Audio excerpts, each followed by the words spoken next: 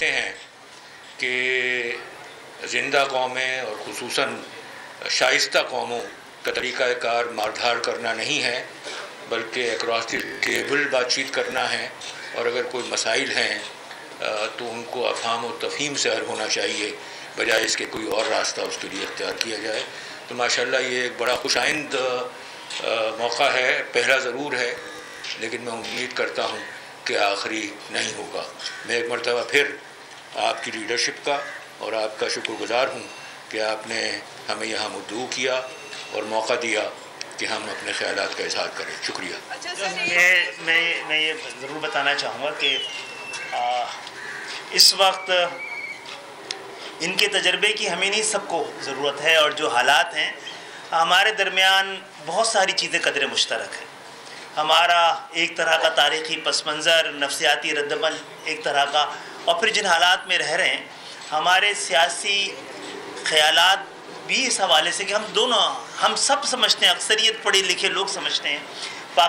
جو درد مند دل رکھتے ہیں وہ سمجھتے ہیں، جو حب الوطن محب وطن پاکستان کی طاقتیں ہیں وہ یہ سمجھتی ہیں کہ پاکستان کو ایک جینوئن جمہوریت کی ضرورت ہے، جاگیردارانہ جمہوریت سرو نہیں کر سکتی ہے، ہمیں اس سے ایک بہتر نظام کی ضرورت ہے، ایک فعال عدالتوں کی ضرورت ہے، ایک ایسی جمہوریت کی ضرورت ہے جو شراکتی اور شمولیتی ہو،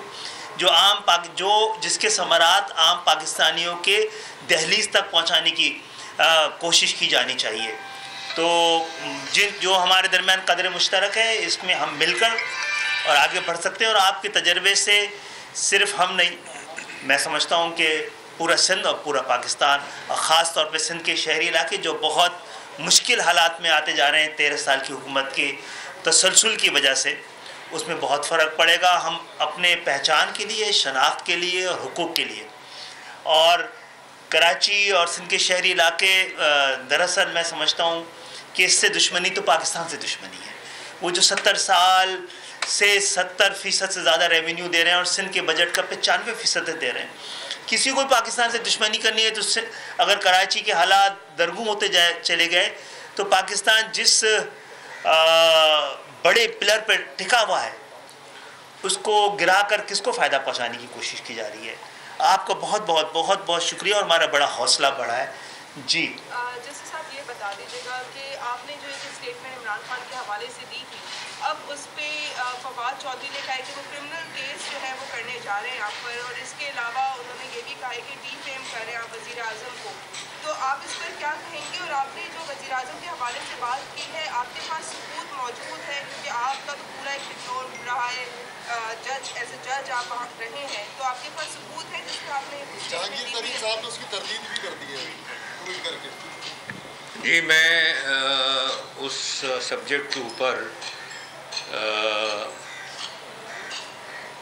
براڈلی